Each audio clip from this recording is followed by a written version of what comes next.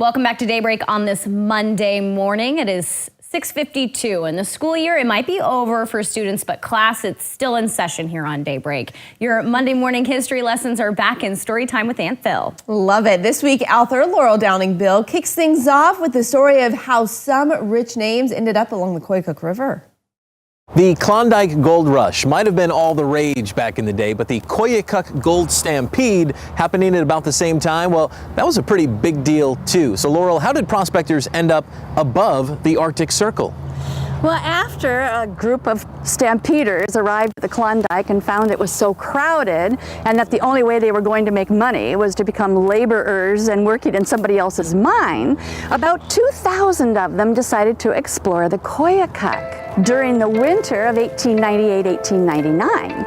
And then while exploring the Koyukuk area, these stampeders, there was about 2,000 of them, came across Koyukon Athabascans as well as Yupik and Inupiaq Natives who were living and trading in the areas.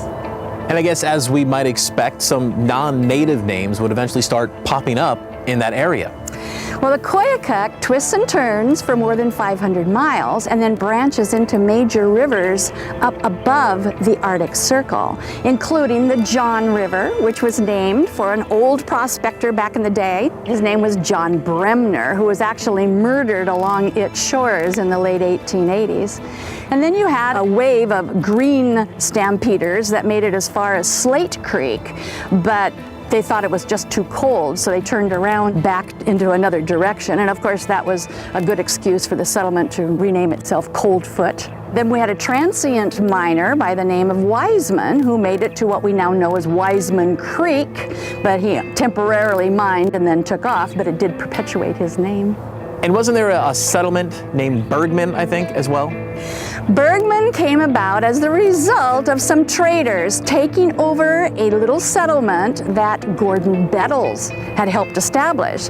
Bettles was co-founder of Arctic City in 1894, and as he was returning with supplies to set up in his trading post, imagine his surprise when he found the Edith M. Kyle group had taken over his little settlement, and they were insisting that he purchase a lot in their town site. Well, he refused, of course. He was nonplussed with that and convinced the captain of the Yukon ship to go upriver about 5 more miles, and then he set up his own little town site, which he named after the captain of the Yukon, James Bergman.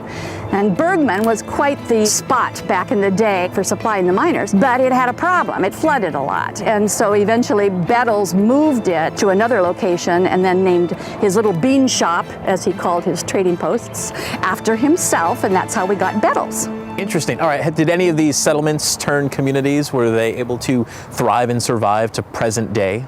Well, they thrived during the early 1900s, but most of them have faded off into the history books by now, except Bettles, which today is located about 7 miles east of the original settlement, and it's a popular stepping off point for the Gates of the Arctic National Park and Preserve.